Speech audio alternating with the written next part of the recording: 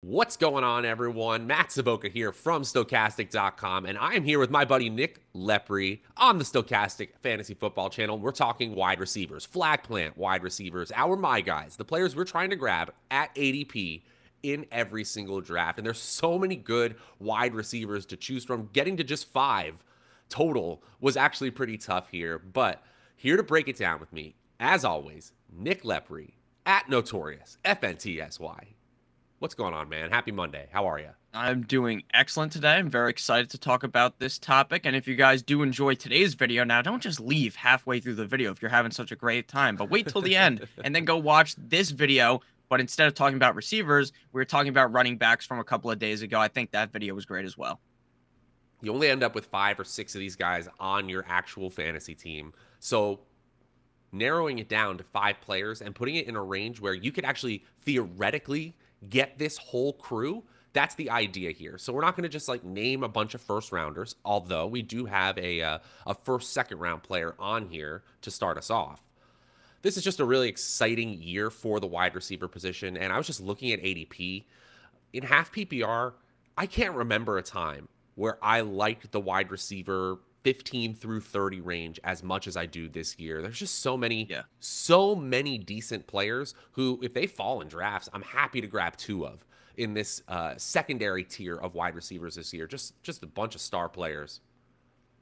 Yeah, it honestly feels disrespectful to some of the players that I've ranked as like wide receiver 45 because I think those guys could easily be top 24 wide receivers. This year feels incredibly deep. Yeah, absolutely. Gosh, and there are some players who, if everything bounces the right way, too, even in that 15 to 30 or even beyond that in positional ADP, if everything bounces the right way, we could be talking about a top 12 wide receiver. So don't go overboard. Again, don't reach 3 rounds on these players, just destroying the value of your team. Try to get these players at ADP. We've said enough. You ready to dig into this one, Nick? Yeah, let's do it. All right. Make sure to like and subscribe to the channel, by the way, guys. Hit that notification bell. Helps us out a lot. Leave a comment. Say hello. Say we're idiots. And there were some people in the comments of the running back video saying we're idiots. So we're ready for it. We're here for it. But these are our guys that we're going for in every single draft. Player number 1, Stefon Diggs. We got to talk about Stefon Diggs, guys. He's on the Bills. You're aware. His quarterback is Josh Allen. You're aware. And he shares the field with the second coming of Jesus Christ. I mean, Gabriel Davis. I like Gabriel Davis as a player. I thought the last time we saw the Bills on the field, Gabriel Davis looked like an elite superstar option at the wide receiver position. And I'm not saying don't draft him at his ever-increasing ADP, but I'm here to talk about Stefon Diggs, who averaged 9.6 targets per game last year, 164 total targets, was 5th overall in the NFL. He was 7th in the NFL in routes run, 6th in the NFL in expected fantasy points per game, and 9th in fantasy points per game. So he scored below expectation last year in terms of the value of his opportunity. He actually underperformed that. Do we think that Stefon Diggs is suddenly an inefficient player, an underperformer, or was he possibly hit by variance? I'm of the belief that it was very much the latter here, and that Stefon Diggs still has number 1 overall wide receiver opportunity value, and is sometimes falling now into the second round. Players are getting running back happy, running back heavy, especially with players like Alvin Kamara moving up draft boards into the late first, even Saquon Barkley moving up, Travis Kelce sometimes going at the end of the first round. People are forgetting about Stefon Diggs, especially if the format changes. I was helping a buddy out with a draft yesterday. In the 3rd round of a Superflex draft, quarterbacks were going nuts, and Stefon Diggs was sitting there in the 3rd round. I was like, you got to do this. He ended up starting that draft, McCaffrey, Kamara, Diggs. That is a hashtag nice start. But yeah. I digress. In leagues, especially where you can start to see falling wide receiver value, Diggs is one of those guys that just gets forgotten about because the hype train has not left the station with him like it has in previous years. He's still a Cooper Kupp level star talent at the position, and you're starting to have sagging draft premium in a place where it just makes no sense. 15th in yards per team pass attempts. I'm almost done here. 14th in yards per route run. 7th in receiving yards. There are literally no warts on the profile other than he shares the field with good other players. That's a good thing, not a bad thing. Yeah, I mean, if Gabe Davis scores 4 touchdowns a game, that's going to be like 70 touchdowns. So then Stefon Diggs will be screwed. But at the end of the day, obviously, that's not what's going to end up happening. Stefon Diggs is, I think the reason why people don't talk him up more, it's because he is just like, everyone already knows what he is, right? They already know that he's on this great offense. They already know Josh Allen's amazing. They already know that Stefon Diggs is one of the better wide receivers in the NFL. But people can't in their head reasonably take that ahead of what we saw of Cooper Kupp and that upside of guys like Justin Jefferson and Jamar Chase. So I think that's why we see Stefon Diggs come off the board where he does. And like you said, there are going to be drafts where only 3 wide receivers go in the first round, and then maybe they sneak in a tight end, and they can get Stefon Diggs at like the 203 because people are smashing the running back button. Right. And at that value, Stefon Diggs is just amazing. I have Stefon Diggs ranked as my 5th wide receiver, so that might be slightly behind you. But again, it's splitting hairs for me with him and Davante Adams. And I really do like Stefon Diggs this year. And I expect this Buffalo Bills offense to be just as explosive, if not even better than they were last season. Actually, let's pivot there really quick, because Stefon Diggs versus Davante Adams is a situation many people will find themselves in various parts of the late first or early second round of their fantasy drafts. To me, Davante Adams is the better best ball pick because the ceiling is 20 touchdowns. He's in this AFC West, which is shootout friendly, and I want to get correlations with other teams in the AFC West. So to me, Davante Adams is the better pick in best ball. I think there is a steady floor argument in managed leagues that Stefon Diggs is actually the better pick in the first round or at the wide receiver position than Davante Adams. Am I crazy there? No, I don't think that's necessarily a crazy take. The reason why I prefer Adams personally is just because I can see that the fact that they just gave him all that money, that Derek Carr is just going to force feed this guy the ball and he's going to have some crazy target total, like Mr. Stefon Diggs, but except for Adams just scores more touchdowns, thus he's better for fantasy. But again, it's splitting hairs. It's not like I'm going to have some crazy take here and scream at you for having Stefon Diggs ranked slightly higher. I think it's going to be a really interesting battle between those two, both with #1 wide receiver overall upside. Another player that is an honorable mention before we move on to our second player, your first flag plant. I think Keenan Allen falls into that boring category as well. People are hyping up Mike Williams. They finally want him to be healthy all year and be a thing. Keenan Allen is still one of the absolute best receivers in the league, and you hear no one talking about him. Do not be afraid to pull the trigger on Keenan Allen. Probably in the late 3rd, early 4th is where I'm seeing him most often. 29th in FantasyPros half PPR ADP right now. I think that's incredibly fair. I think that's a great price for wide receiver 1. If you go running back, and you just need a steady beat at the wide receiver 1 position in your managed league, Keenan Allen's another great option. Hit us with your first flag plant wide receiver, Nick. Yeah, we're going to be talking about a player in the same division as the Chargers and Keenan Allen, who you just mentioned. And that's going to be wide receiver of the Denver Broncos, Courtland Sutton, current ADP pick 52.3. And Courtland Sutton's ADP, or where I see him get drafted inside of fantasy drafts, is wildly different every single time. There's drafts where I see Sutton go in the 3rd round. There's drafts where Courtland Sutton falls into the 5th round of these redraft drafts that I've been doing. And I honestly don't understand why his ADP isn't like pick 37, because I really do believe that Courtland Sutton is going to be the #1 wide receiver in the Denver Broncos offense. And we have seen him kind of break free from Jerry Jeudy in terms of ADP. It's not like you're getting a 4-round discount or something crazy when comparing Courtland Sutton to Jerry Jeudy, but it's not like they're going back to back like they were earlier on in the summer. And I really do believe Courtland Sutton is going to be the guy. He is the bigger bodied wide receiver. And I think Russell Wilson is going to exploit that inside of the red zone as well. And we've also seen Courtland Sutton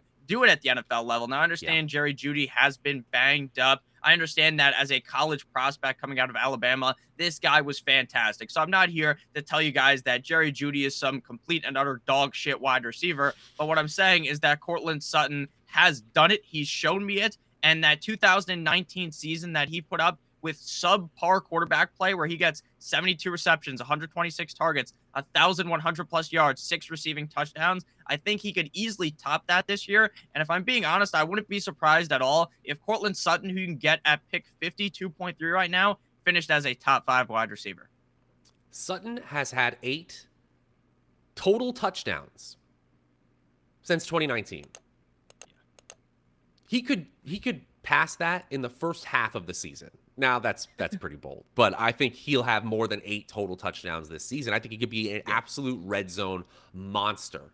And if we're drafting Courtland Sutton and Jerry Jeudy in similar ranges that we're currently drafting Jamar Chase and T. Higgins, don't be overall surprised at the end of the year, or at the beginning of next year, I should say. Yeah. Because that is the level of talent that you have on this outside receiving core in Denver. And it's now probably consolidated even more with Tim Patrick going down for the season. And I cannot tell you guys how big of a jump in efficiency we're going to see for these players with Russell Wilson at the helm.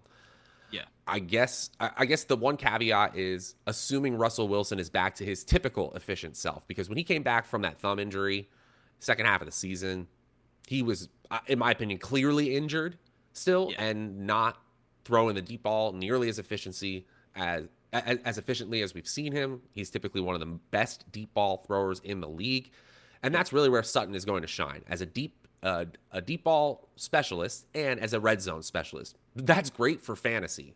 I do think Jeudy is going to be that chain moving wide receiver as well. I don't think he's a bad pick at all in the mid rounds, but Sutton is that ceiling, that home run play, that player that hangs out around the 3rd to 5th round of fantasy drafts for years until they're hanging out at the end of the 1st round every single year. We see it all the time. Stefon Diggs was a player like this until he got to Buffalo, broke out, and now he's at the end of the 1st every year. Don't be surprised if it's Courtland Sutton this year. Anything else on Sutton? He's just a fantastic pick at ADP right now.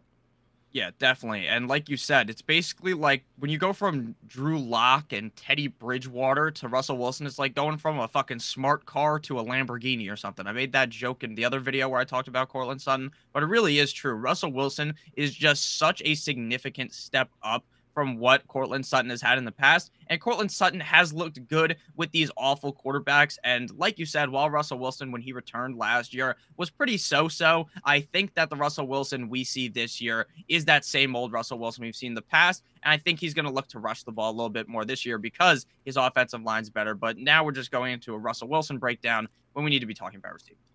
Yeah, I mean, it's very relevant. Obviously, the new quarterback really changes the outlook, and yeah, I completely understand. The concept of drafting Jeudy is that you get a little bit of a discount, and the uncertainty is pretty low. Like, he's getting 7 targets a game, but with Sutton, you get the touchdown upside that we've been talking about this whole diatribe long. I just think that if there's one player who scores 10 touchdowns in the skill positions for Denver, it's Javonte Wilson. No, it's Courtland Sutton. I really do think Courtland Sutton is going to be utilized heavily in the red zone. Going one positional pick behind Courtland Sutton in the mid rounds right now is my favorite wide receiver. So you might have to decide one or the other, Sutton or Allen Robinson. I realize it is unoriginal at this point in the offseason to be high on Allen Robinson, but you can check out the Stokastic Best Ball channel, and I can point you over there and say that I've been on the Allen Robinson hype train for months. I got the receipts. But even with this inflated ADP, I'm still in on this receiver. Yes, the inefficiency was a problem last year, but I'm blaming that entirely on the Matt Nagy Chicago Bears situation. Robert Woods as the wide receiver 2 before he went down in LA, 21.5% target share. And then Odell Beckham came in with a 17.7% target share, which increased steadily until he was hurt in the Super Bowl. And a thing we should also mention is that from the very start, this role, this secondary wide receiver role, is a huge red zone role for this team. Woods had a 23% target share inside the red zone, and Beckham had a 20% target share inside the red zone. So I think the touchdown opportunities are going to be plentiful for this 28-year-old wide receiver, a 29-year-old. And I think this is a situation where the talent is still there. He finally has a quarterback, and things are just going to come together. Robinson has had horrible quarterback play throughout his entire career. And anytime he's had any semblance of quarterback competency, like the 2015 version of Blake Bortles, who was in some sort of fugue state and actually playing well, this guy's amazing. It's been a few years. I understand 2015 in football years was an eternity ago. But I still think, as a 29-year-old in this LA offense, in this role within the LA offense, it's going to be magic with Matthew Stafford this year. Yeah, I completely agree. Now, I understand that some people hold a lot of bias towards last season, right? Allen Robinson basically took a dump on your chest if you selected him because he was awful. But this season, in 2022, things are going to be a lot different because now you don't have that dummy Matt Nagy being the head coach. You don't have to deal with Justin Fields, who could be good, obviously, but it was his rookie year. There was a lot of bad things going on in Chicago last year, but now I really do believe that they are in a situation in LA, Allen Robinson that being, where he is just going to be able to potentially put up a crazy target total. And the best DB, you never have to worry about them covering Allen Robinson because they're going to be worried about Cooper Kupp torching their ass. So now Allen Robinson is in an even better situation, and Matthew Stafford is a humongous step up in terms of quarterback. The only worry is Matthew Stafford's arm being slightly messed up, but that doesn't even seem like a worry at this point. I just figured I'd mention it because it seems like every time you hear anyone talk about the Rams, they mention, oh, Stafford, blah, blah, blah. But even Sean McVay said it worried him slightly, but now he can sleep at night, so I'd assume it's fine. Yeah, I'm going into the season at this point saying that it's something that they're just managing and they don't expect to change the way they play at all. Let's knock on wood there that the Rams offense, from a fantasy and a real football standpoint, has their quarterback at the helm. I think it's going to be all right. All right. I got one more player, but before we do that, we got to talk to you about our sponsor, Underdog Fantasy. Oh, you got one more player too. I got ahead of myself. But Underdog Fantasy, best ball. Obviously, we're getting ready for our season-long drafts right now, but best ball is the best place to play. Get ready for your fantasy drafts. Can't speak this Monday morning.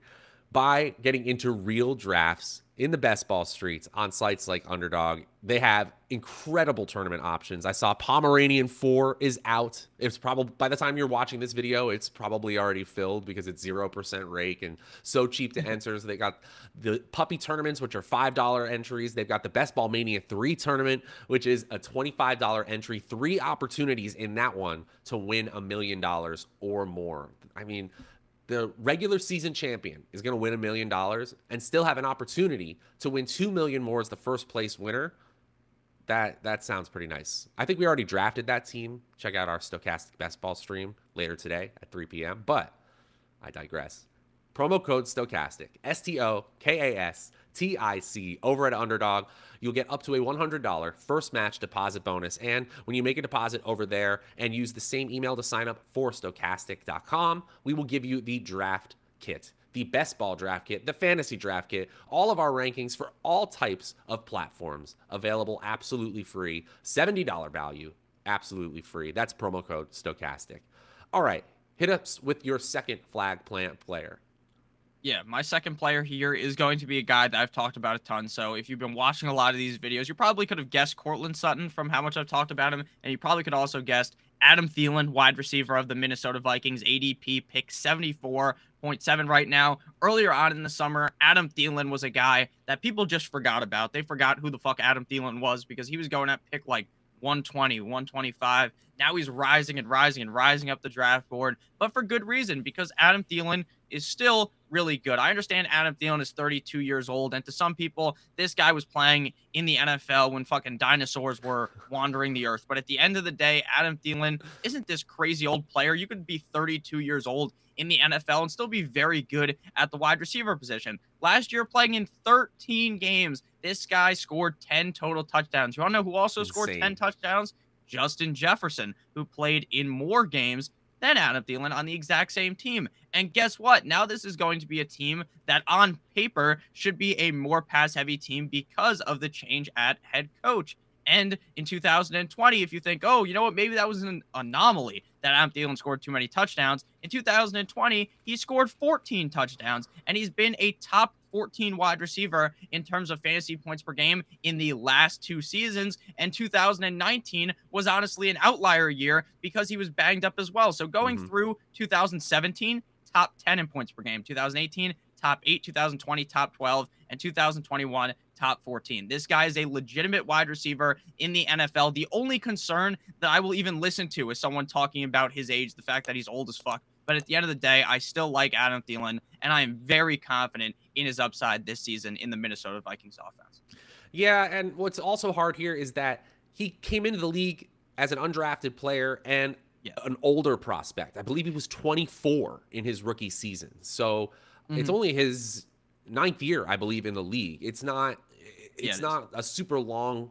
Yeah, it goes fast in the NFL. What else can you say? But the man is good at getting open in the end zone. That sounds really good for fantasy football. And so now you're saying that you said on paper, but I think on the field, they're also going to be a pass-happy offense compared to previous versions of the Minnesota Vikings. But when you look at this on paper, this team should just have more opportunities overall for their wide receiver options. And while I do think a tertiary option like KJ Osborne and Irv Smith emerges this year within this offense, that doesn't mean Thielen or Jefferson are going away by any stretch. And I don't know about you, but I like touchdowns. So draft Adam Thielen and get them. Yes, I understand that when players fall off at this position, it happens fast. And it could happen at age 32 for Adam Thielen. It could. Yeah. The upside here at pick 70 is you're getting another double-digit touchdown season, another top 10 wide receiver season on a pass-happy offense that sneakily has a chance to take over the NFC North this year with the Green Bay Packers looking a little bit worse for wear, at least offensively so far. We'll see. I really like Thielen this year. Great call. Thank you. All right. My final player, he's sometimes going ahead of Adam Thielen. I'm looking at ADP, but one thing I do want to mention, this player in FantasyPros half PPR consensus ranks, he's 70th overall. In the high stakes draft, like over at FFPC, he's going 51st overall, 52nd overall, and that is a tight end premium format. So the tight ends are naturally being pushed up anyway, and yet JuJu Smith-Schuster has a 20-point differential in the high stakes leagues. So that's something that I'm really keeping an eye on right now. JuJu Smith-Schuster, still just 25 and a half years old. Obviously, it's been 3 years since we've really seen a productive JuJu. I guess in 2020, he actually had a pretty strong season. I should take that back. In 2018, 2017, it just looked like he was on a super duper star trajectory, and it's really fallen off since then. The 2020 season, I kind of forgot about it now that I'm looking at his game logs. He had 128 targets in 16 games played, 14.6 PPR fantasy points per game, then only played in 5 games, saw a total of 28 targets, and so he was kind of out of sight for most of the season because of that season-ending shoulder injury. The Chiefs tried to sign him at the end of last season, and at the last minute, the Steelers swooped in, matched the deal, and he came back to Pittsburgh for one last ride with Ben Roethlisberger that actually went further than most people even remember. Like, they went to the playoffs last year, that mess of a roster. But I digress. JuJu is now a Kansas City Chief for real, and I think he's going to get a 20% target share. In season-long leagues, where you have to start wide receivers, players like Marcus Valdes-Scantling are going to be hard players to start, in my opinion. Maybe I'm wrong here. A darling DFS and best ball pick for me, but not for season-long. I think that JuJu is going to get a steady target share every single week. Maybe not as high as Kelsey, but if you're talking about 15% to 20% target share opportunity on Patrick Mahomes' offense week in and week out, this is a steal in the 50 to 70 range of your drafts. Simple as that. Yeah, for me, I'm definitely a little bit different than you. I'm not as in on JuJu Smith-Schuster. I think JuJu still has that player in him, right? That he was in the past, and he could still be that player. But I really do worry that Patrick Mahomes is going to spread the ball out a little bit more, right? Now that Tyreek Hill is gone, maybe he's not just going to focus on Travis Kelce, but besides that, I'm not too sure he's going to lock in on JuJu, and maybe he just spreads the ball out enough that it's very annoying to have started any of these wide receivers. And in that case, I'd rather wait 4 or 5 rounds and select MVS or Sky Moore, who I think have similar upside to JuJu Smith-Schuster. Now, again, I could be wrong, but I would rather just take the discounted wide receiver in Kansas City and just hope that maybe that player ends up being the wide receiver one in this offense, because I don't think that JuJu is a significantly better player than MVS. Maybe I'm wrong. I know MVS hasn't put up those crazy numbers that we've seen JuJu put up, But MVS did get that solid contract, so I What do you think think MVS. what's a reasonable target share for JuJu in this offense? Like, if you're being more conservative.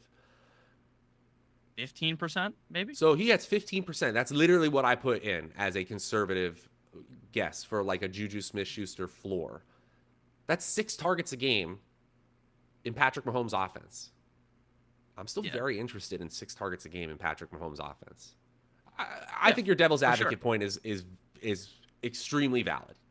And from a talent standpoint, they paid MVS more in guaranteed money. So yeah, I think that has to do with JuJu's injury status and stock, but they did just give him an incentivized raise. I saw that they added basically ways for him to make another $500K this year. He's been dealing with some knee issues, but it looks like he's good to go for week 1. I don't know. I still think JuJu has some great fantasy football games ahead of him. Yeah, no, you could be entirely right. And that knee injury does slightly worry me because I was watching the Pat McAfee show, no free ads for them, but I was watching that and they had a guest on and he was talking about how while Andy Reid said that JuJu's over the hump with the injury, he's looking in the right direction, that he said he saw JuJu talking to a fan and the fan asked him, hey, how's your knee? And he was like, it's doing kind of like that. So that does kind of worry me a little bit. Yeah, injury bug hits. It's probably not going to be smooth sailing for everyone, but if he's on the field, I think we're going to get some serious upside, and I think the red zone opportunities are going to be plentiful. All right, 5 players that we're trying to take in every single draft. The wide receiver position. Look at you repping the underdog. Is that what it was there? Yeah, it's the underdog cardio club shirt, but my mic blocked it. That's awesome. Hey, make sure you follow this man at Notorious FNTSY. I'm Draftaholic over on the Twitters. Like and subscribe to this channel. Leave a comment below. What were we dumb about? What were we right about? Maybe come back in a few months and say, wow, guys, you were idiots about all these, or you were geniuses. These were all league winners. We'll find out soon enough. Can't wait for football. It'll be here soon. We still have flag plant quarterbacks and flag plant tight ends, and we got you covered for your drafts and all season long on the Stokastic Fantasy Football channel. He's Nick Lepre. I'm Matt Savoca for Stokastic. We'll see you guys later.